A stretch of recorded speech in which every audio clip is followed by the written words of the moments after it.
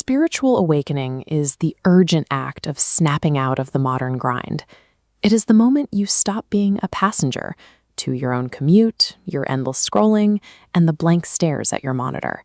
This autopilot is fueled by a relentless stream of mental commentary.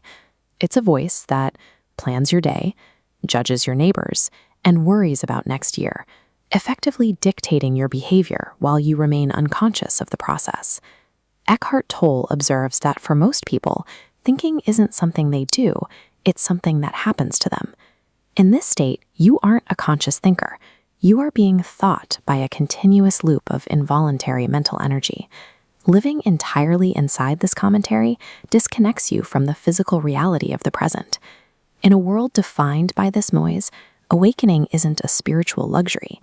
It is a psychological requirement for staying sane. Eventually, the friction of living on autopilot becomes too much.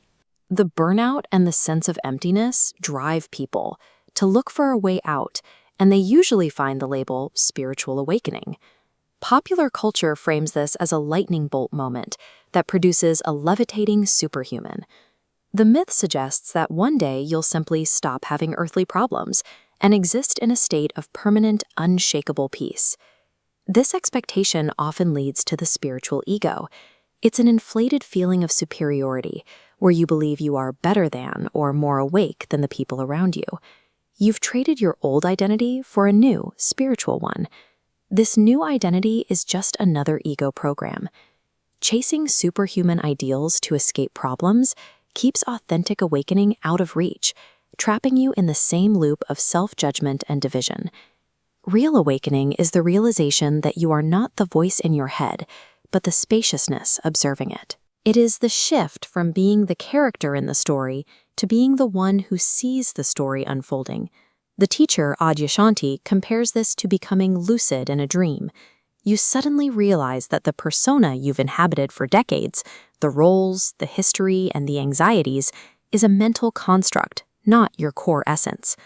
This isn't just a mystical concept. It mirrors Carl Jung's psychological process of individuation.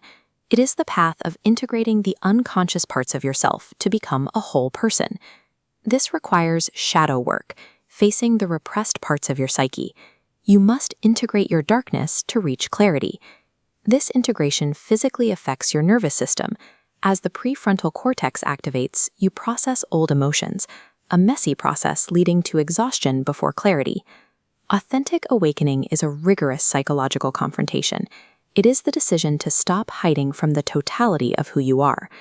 This break from the ego rarely happens during a quiet moment. It's usually triggered by a personal collapse, a divorce, a diagnosis, or a burnout severe enough that the autopilot cannot maintain the illusion of control. But we are seeing this exact psychological break happen to millions of people simultaneously. The scale of this shift suggests something broader than individual crises. For centuries, the spiritual impulse was managed by religious dogmas that provided a strict framework for these experiences.